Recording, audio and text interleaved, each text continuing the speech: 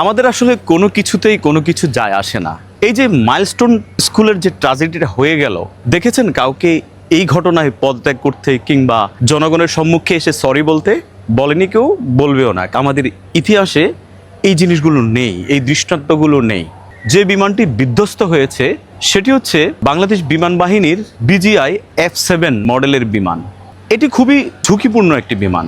2012 সালের শেষ দিকে বাংলাদেশ সরকার মোট 16টি বিমান বাংলাদেশ বিমান বাহিনীর বহরে যুক্ত করেন। মূলত 80-র দশক থেকে বাংলাদেশ এয়ারফোর্সে B7 বিমান যুক্ত হয়। বাংলাদেশ বিমান বাহিনীর বহরে প্রায় 36টি বিজিআই F7 মডেলের বিমান রয়েছে।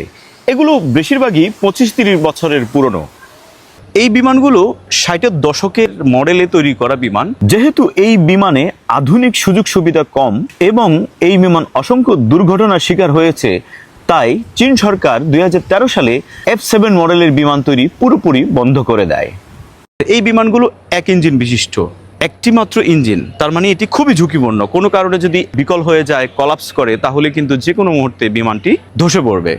সেই বিমান দিয়ে আমাদের বিমান বাহিনীর চৌকস সদস্যরা তাদের চূড়ান্ত প্রশিক্ষণগুলো চালান। পৃথিবীর কোনো দেশ যারা মোটামুটি আধুনিক প্রযুক্তিতে বিশ্বাস করে, এই মডেলের বিমান কিন্তু এখন কেউ ব্যবহার করে না। শুধুমাত্র আফ্রিকার কিছু দেশ, বাংলাদেশ, মিয়ানমার, শ্রীলঙ্কা, পাকিস্তান প্রভৃতি উন্নয়নশীল দেশগুলো এই বিমানগুলো ব্যবহার করে। বাংলাদেশ সরকারের সামরিক যে বাজেটগুলো আছে, সেই বাজেটগুলো কি যথাযথভাবে ব্যবহার হচ্ছে? এই যে ত্রুটিপূর্ণ বিমান, অনেক পুরাতন বিমান যে বিমান বাহিনীর বহরে যোগ করা হয়েছে, যেগুলো হচ্ছে আমাদের অফিসারদের জন্য অনেক বেশি রিস্কি, সেই বিমান দিয়ে প্রশিক্ষণ চালানো হচ্ছে।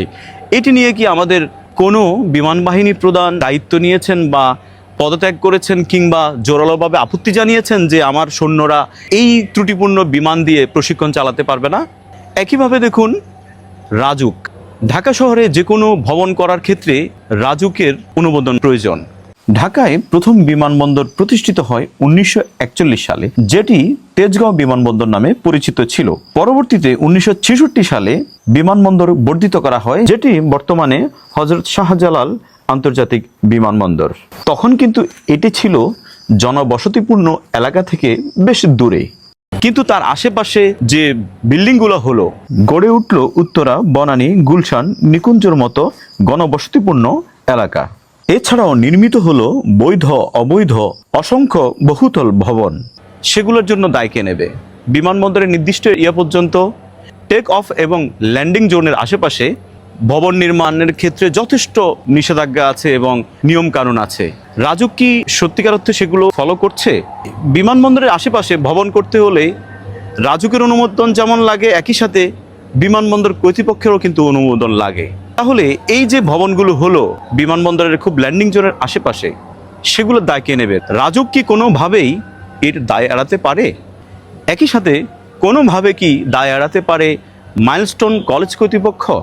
এই যে মাইলস্টোন কলেজটা রানওয়ের খুব কাছাকাছি, কলেজ কর্তৃপক্ষ তারা কি দেখে না তাদের মাথার উপর দিয়ে প্রতিদিন অজস্র বিমান উড়ে যাচ্ছে পাখির মতো? তাদের কি এই জিনিসটা কখনো মাথায় কাজ করেনি যে এখানে একটা বিমান বিধ্বস্ত হয়ে পড়তে পারে তাদের স্কুলের উপর? তাদেরও তো এখানে দায়বদ্ধতা আছে। একই সাথে এই যে ম্যাসাকারটা হওয়ার পরে হসপিটালে রোগী নিয়ে যখন প্রাণপণ ছুটছে রোগীর আত্মীয়রা, ফায়ার সার্ভিস সহ স্বেচ্ছাসেবী প্রতিষ্ঠানগুলো, তখন আমাদের রাজনৈতিক নেতারা কি করছে? হসপিটালগুলোতে ভিড় করছে, সেখানে চিকিৎসায় ব্যাঘাত ঘটছে। জাতীয় বার্ন ইনস্টিটিউটে আমি দেখেছি ওখানে ডাক্তাররা হাত জোট করে ক্ষমা চাচ্ছে যে আপনারা আসবেন না, আমাদের চিকিৎসা অসুবিধা হচ্ছে, রোগীদেরকে আমরা স্থানান্তর করতে পারছি না। কিন্তু কে শোনে কার কথা? সুতরাং আমাদের প্রত্যেক জায়গায় আমাদের দায়বদ্ধতার অভাব যাচ্ছে তাই রকমের চলছে। এই সিস্টেম কখনো চেঞ্জ হয় নাই, হবে বলেও মনে হয় না। মাইলস্টোন ট্র্যাজেডির দায় কিন্তু যেভাবে বাংলাদেশ বিমান বাহিনী এড়াতে পারে না, একই সাথে রাজুক, স্কুল কর্তৃপক্ষ বা সরকারের দায়িত্বশীল অন্যান্য ডিপার্টমেন্ট কেউ এড়াতে পারে না। আমরা হয়তো এমনই থাকবো, যেহেতু আমরা জাতি হিসেবে ভুলে যাওয়া আমাদের রোগ আছে। আমাদের সামনে নতুন নতুন ইস্যু এসে আমাদের পুরাতন ইস্যুগুলো ভুলিয়ে দেয়, আমরা হয়তো কয়েকদিন পরে আবার ভুলে যাব। অবাগা জাতি, আমাদেরকে মৃত্যু এসব দেখতে হবে। অভিভাবকরা এই ঘটনার পর ধিক্কার জানিয়ে বলেন, কেন এদেশ ছাড়লাম না? বাক্যটি ছোট হলেও এর গভীরতা অনেক।